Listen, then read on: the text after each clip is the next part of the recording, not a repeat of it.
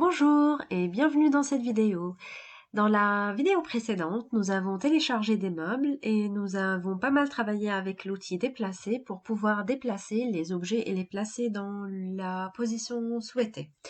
Aujourd'hui, on va voir comment on modifie les meubles qu'on a téléchargés en couleur ou bien par exemple dans le cas du lit, comment transformer le lit, comment créer des barreaux avec ce même lit.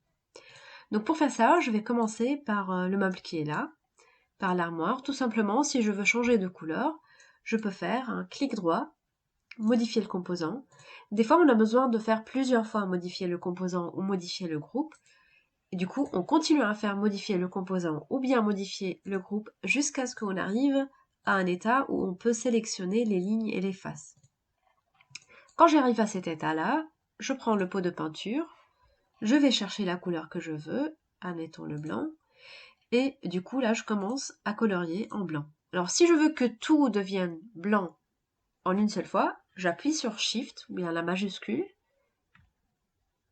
il y a les 3 points rouges qui apparaissent, et quand je clique sur la face qui est en bois, tout le reste, tout ce qui est en bois en fait se transforme en blanc. Et pour sortir de ce groupe, je clique sur espace et je clique à l'extérieur du groupe pour voilà, pouvoir sortir du groupe en fait. Voilà, donc comme ça j'ai changé la couleur du groupe.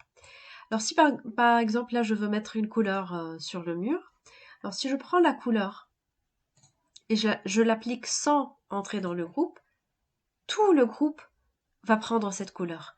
Donc je reviens une fois en arrière avec le bouton annuler et je dois faire du coup clic droit, modifier le groupe.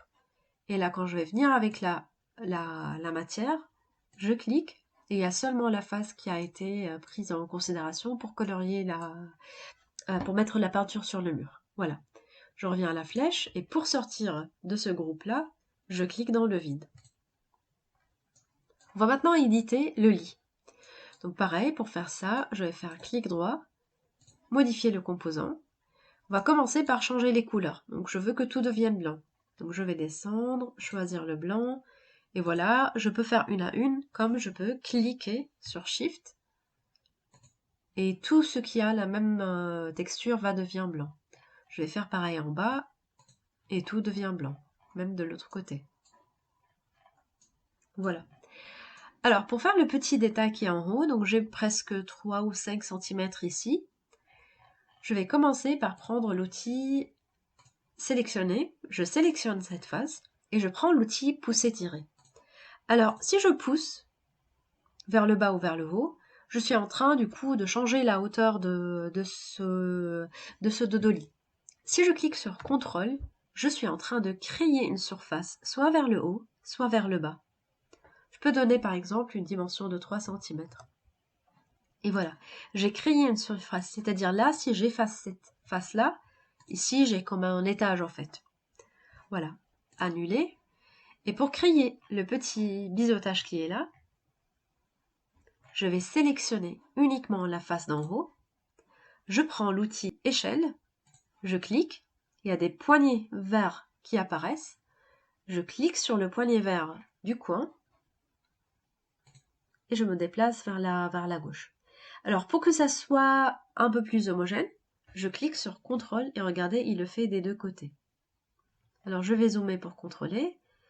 Voilà, je vais le faire légèrement. Donc je garde mon contrôle, je clique et voilà, ça me suffit comme ça. Très bien. Je sélectionne maintenant cette ligne-là. Pour pouvoir faire les barreaux qui sont là, je vais diviser ma ligne en plusieurs lignes. Donc je vais faire clic droit, diviser, je vais glisser ma souris, il y a des points rouges qui apparaissent. Donc si je m'arrête là, je vais diviser en 8 segments, chaque segment aura 28 cm. Et je continue jusqu'à ce que je suis contente, voilà, avec le nombre de segments. Il est important par contre dans cet exercice que le nombre de segments soit impair. Parce que du coup, ça commence par un tube plein et ça finit par un tube plein. C'est pour ça qu'il faut que je sois voilà, avec un nombre de segments impair. Je clique. Et en fait, ma grande ligne, elle s'est transformée en plusieurs petites lignes. pour être exact, en 41 petites lignes. Chacune de ces lignes-là, elle a une extrémité, deux extrémités et un milieu. Deux extrémités et un milieu. C'est-à-dire que grâce à ces extrémités, je vais pouvoir faire des barres vers le bas. Alors pour ne pas dessiner les barres, parce que du coup en fait je vois pas la fin. Donc je peux commencer d'ici, mais là je vois pas la fin.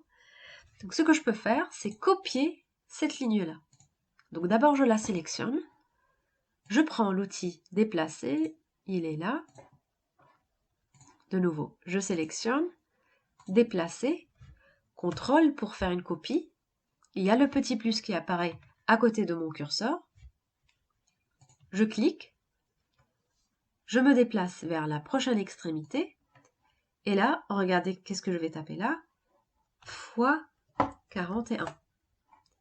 Et le copiage a eu lieu 41 fois. Le reste, c'est un travail de pousser-tirer. Je sélectionne la face, pousser, et je pousse. Je peux approcher mon curseur, ma flèche rouge, de ce point-là. Comme ça, j'ai poussé de cette épaisseur-là. Je sélectionne et je pousse jusque-là. Je sélectionne et je pousse. Je peux double-cliquer. Et quand je double-clique, il va reprendre le pousser-tirer précédent. Voilà, c'est un travail, une sur deux, de pousser-tirer de la même dimension.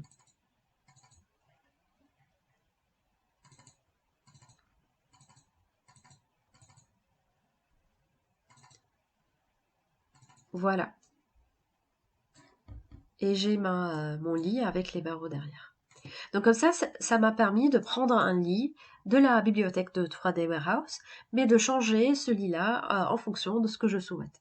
Alors là, je peux aussi changer la couleur du drap, clic droit, modifier le composant, plusieurs fois peut-être, jusqu'à ce que j'arrive à sélectionner la face du drap.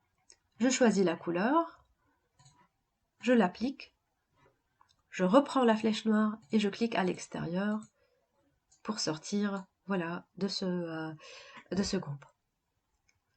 J'espère que cette vidéo vous a plu et à bientôt dans une prochaine vidéo.